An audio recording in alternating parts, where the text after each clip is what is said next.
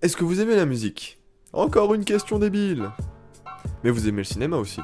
Donc musique plus cinéma, quel clip? Waouh, logique. Et c'est en faisant mes recherches pour savoir si je partais dans quelque chose de déjà codifié, la critique de clip, que je me suis rendu compte qu'en France, à part présenter PNL et Black M, ça allait pas plus loin. Ce que je trouve assez con vu que 3/4 des Français écoutent autre chose que ces groupes. Et étant moi-même un mec ayant grandi avec les Beatles, Queen, Led Zeppelin, tout ça, d'ailleurs merci papa, eh bien je me dis que c'est dommage qu'on parle pas assez de bons clips ou de bons groupes que tout le monde ne connaît pas forcément. Bienvenue dans ce nouveau concept qu'est l'Horiclip, on va parler de hits de Riche au coin. Nos clips méritent le festival de Cannes. Alors cette chanson n'est pas une référence à ce doux film qu'est ça, tiré d'une nouvelle de Stephen King, mais bien un hymne au cinéma, donc tout serait lié.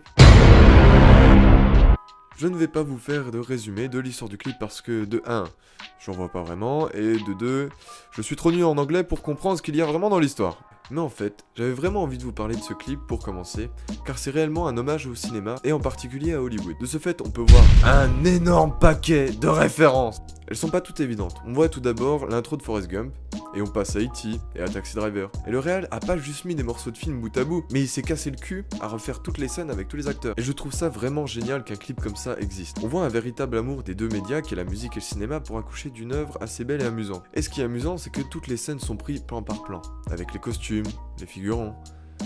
Ce qui est pour moi une super démarche artistique et permettra aux plus connaisseurs de s'amuser et aux plus curieux de s'intéresser aux références. Personnellement, je suis assez cinéphile et j'ai trouvé que 8 références sur tout le clip. Il m'en manque quand même quelques-unes et je fais mes recherches. Concernant le réalisateur, il s'agit de Noah Pink, un quasi parfait inconnu pour nous. En même temps que très peu de réalisateurs célèbres font des clips et que très peu de réalisateurs de clips deviennent célèbres. Mais on peut voir sur IMDb qu'il a écrit et produit beaucoup de petits projets et a produit récemment Genius, une série basée sur Albert Einstein actuellement en post-production. Ça m'a l'air plutôt prometteur. Tout ça pour dire que le réalisateur a une vie et une passion cinématographique, et cela se ressent. Et ça fait quand même du bien de voir une petite œuvre composée de musique, de références, et aussi de beaucoup de passion. Pour finir, je donne pas mon avis détaillé sur la musique, mais perso je la trouve cool. Après c'est vraiment une histoire de goût. C'est ainsi que se termine le premier épisode de l'Horiclip, j'attends vos avis avec impatience dans les commentaires. N'oubliez pas le pouce, le partage qui fait plaisir, allez, à plus.